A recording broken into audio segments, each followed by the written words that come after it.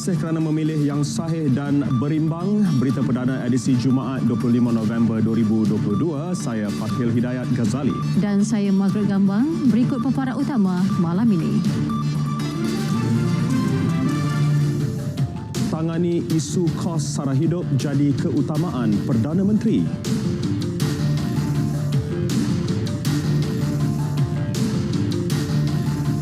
Kerajaan perpaduan capai majoriti 2/3.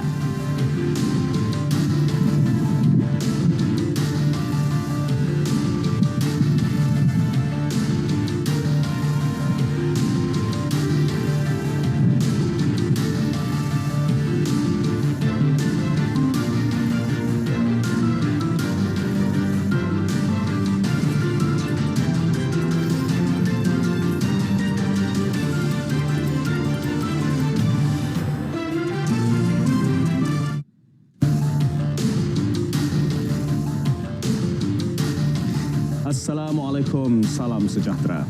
Isu kos sara hidup menjadi keutamaan kerajaan perpaduan. Tegas Perdana Menteri Datuk Seri Anwar Ibrahim, perbincangan lebih teliti melibatkan tindakan segera berhubung perkara itu akan dilakukan dalam masa terdekat. Walaupun ada yang positif umpamanya dengan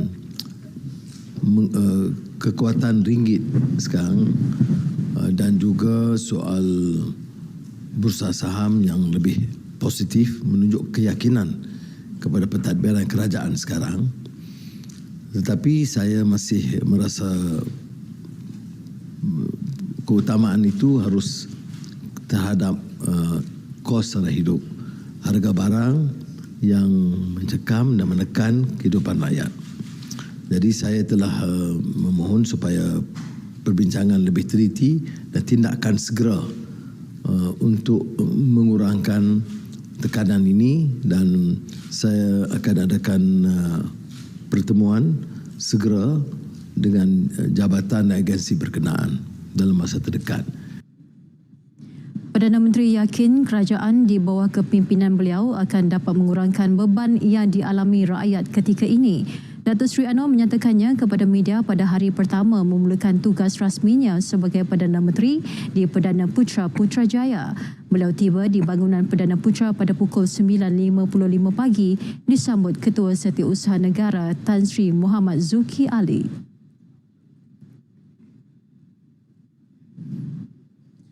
Kabinet baharu pimpinan Perdana Menteri ke-10 dijangka diumumkan dalam tempoh terdekat. Ketika ini pembentukannya masih dalam proses perbincangan. Saiz kabinet tentunya akan dikecilkan, dan saya juga minta supaya ahli kabinet baru setuju dengan usul saya untuk mengurangkan gaji mereka. Tapi ini dalam proses perbincangan dan persiapan. Menurut Datuk Seri Anwar lagi, beliau akan merujuk parti-parti terlibat berhubung pembentukan kabinet baharu itu. Sebelum ini, beliau dilaporkan berkata akan mengecilkan saiz kabinet kepada maksimum 25 menteri berbanding 31 menteri ketika pentadbiran Perdana Menteri ke-9 Datuk Seri Ismail Sabri Yaakob. Datuk Seri Anwar Ibrahim tidak mempertimbang untuk memegang jawatan Menteri Keuangan buat masa ini. Namun, beliau yang juga ahli Parlimen Tambun berkata akan melihat semua kemungkinan sebelum membuat keputusan muktamad. Datuk Seri Anwar sebelum ini pernah memegang portfolio Menteri Keuangan selama 8 tahun antara 1990 hingga 1998 di bawah kepimpinan Tun Dr. Mahathir Mohamad. Terdahulu beliau turut memaklumkan bercadang mengurangkan saiz kabinetnya selain sedang mendapatkan persetujuan daripada calon menteri untuk mengurangkan gaji mereka. Beliau berkata demikian selepas menunaikan solat Jumaat di Masjid Putra Putrajaya. Ketibaan Perdana Menteri pada pukul 1 tengah hari disambut oleh beberapa jawatan kuasa masjid dan jemaah di pintu masuk utama.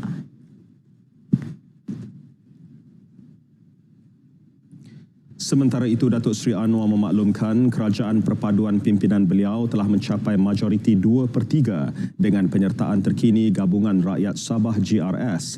Perkara itu disahkan kepada beliau oleh Ketua Menteri Sabah Datuk Seri Haji Jino yang juga pengerusi GRS. Ini bermakna kekuatan induk kita yang diumumkan semalam termasuk GPS, Sarawak dan sekarang GRS, Sabah, yang menunjukkan bahawa kita hampir atau sudah mencecah kekuatan 2/3 ahli parlimen yang akan memperkukuh kestabilan politik negara dan boleh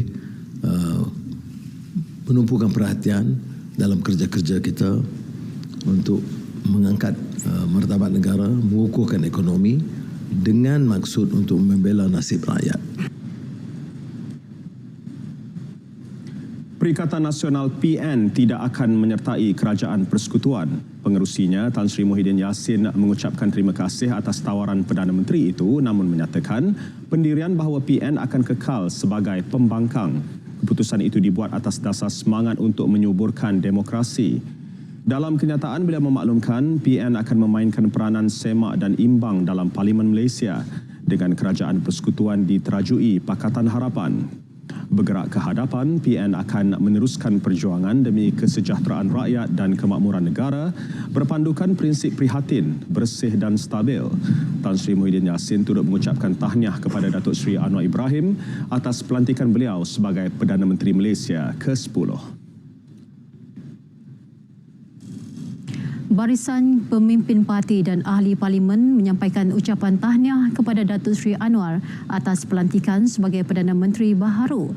Rata-rata mereka menyatakan kesediaan bersama membina masa depan negara lebih baik demi rakyat.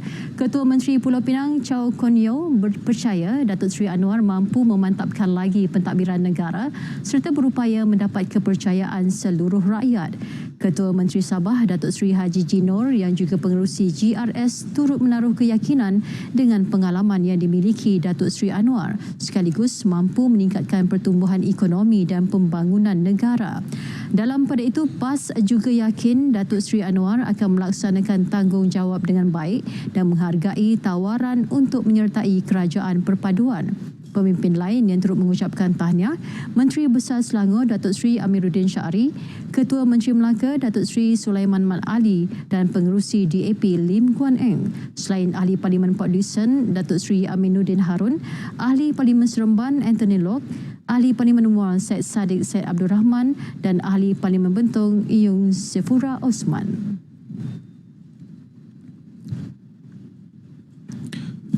Ucapan tahniah turut diterima Datuk Seri Anwar daripada pemimpin-pemimpin dunia. Perdana Menteri Australia Anthony Albanese mengucapkan tahniah atas pelantikan beliau sebagai Perdana Menteri Malaysia ke-10. Menerusi ciapan Twitternya, beliau berharap dapat meneruskan persahabatan dan bekerjasama melalui ASEAN untuk manfaat bersama. Ucapan sama turut dizahirkan Perdana Menteri Pakistan Shahbaz Sharif. Menerusi ciapan di Twitter, beliau berharap hubungan persaudaraan yang terjalin sekian lama antara kedua-dua negara dapat dieratkan. Pemimpin asing lain yang mengucapkan tahniah, Perdana Menteri Jepun Fumio Kishida. Melalui surat ucapannya, Kishida menyatakan keazaman untuk mengukuhkan lagi hubungan dua hala dan menggalakkan kerjasama dalam pelbagai bidang ke arah merealisasikan Indo-Pasifik yang bebas dan terbuka. Hubungan diplomatik Malaysia dengan negara luar bakal membuka lembaran baharu dengan pelantikan Datuk Seri Anwar sebagai Perdana Menteri Malaysia ke-10. Pensyarah di Pusat Pengajian Sains Kemasyarakatan Universiti Sains Malaysia, Dr. Muhammad Febriansyah berpandangan hubungan positif itu bakal berada pada tahap yang baik pada masa akan datang. Memang apa saja manifesto yang baik untuk rakyat itu boleh dilaksanakan pada kehadapan, dan kita tengok sampai hari inilah, paling tidak selepas hasil pilihan raya diumumkan, memang walaupun ada sedikit ketidakpastian, tetapi sentimen rakyat atau juga dunia antarabangsa itu agak positif, terutama selepas kepastian Anwar Ibrahim dilantik semalam. Kita tahu dalam press conference pun dia menerima telefon, dan itu menunjukkan dari Presiden Turki sebelumnya diumumkan juga berbicara dengan Jokowi. Itu menunjukkan satu sentimen yang positif, dan saya harap Datuk Seri Anwar Ibrahim boleh bergerak dari situ untuk melakukan kerja-kerja yang membawa kebaikan lah untuk seluruh rakyat Malaysia. Ini pula reaksi orang ramai yang mengharapkan masa depan lebih baik untuk Malaysia di bawah kepimpinan Datuk Seri Anwar. Pengukuhan ekonomi antara menjadi tumpuan utama. Bagi saya, walau siapa pun Perdana Menteri, yang penting sekali adalah kepimpinan. Kepimpinan untuk sedia membantu permasalahan rakyat, walaupun daripada pihak mana pemimpin sekalipun. Lantikan Datuk Seri Anwar Ibrahim sebagai Perdana Menteri, saya lihat dia sebagai satu perkara yang sangat baik untuk rakyat Malaysia, memandangkan kredibiliti beliau sebagai Menteri Kewangan dahulu. Jadi harapan saya dengan pemerintahan yang baru ini, semoga ia akan memberi manfaat kepada rakyat Malaysia khususnya, dan semoga ekonomi kita sendiri pun akan makin bertambah baik. Semoga Perdana Menteri kali ini dapat melunaskan manifesto yang telah dijanjikan dan mengharapkan Malaysia jadi lebih baik.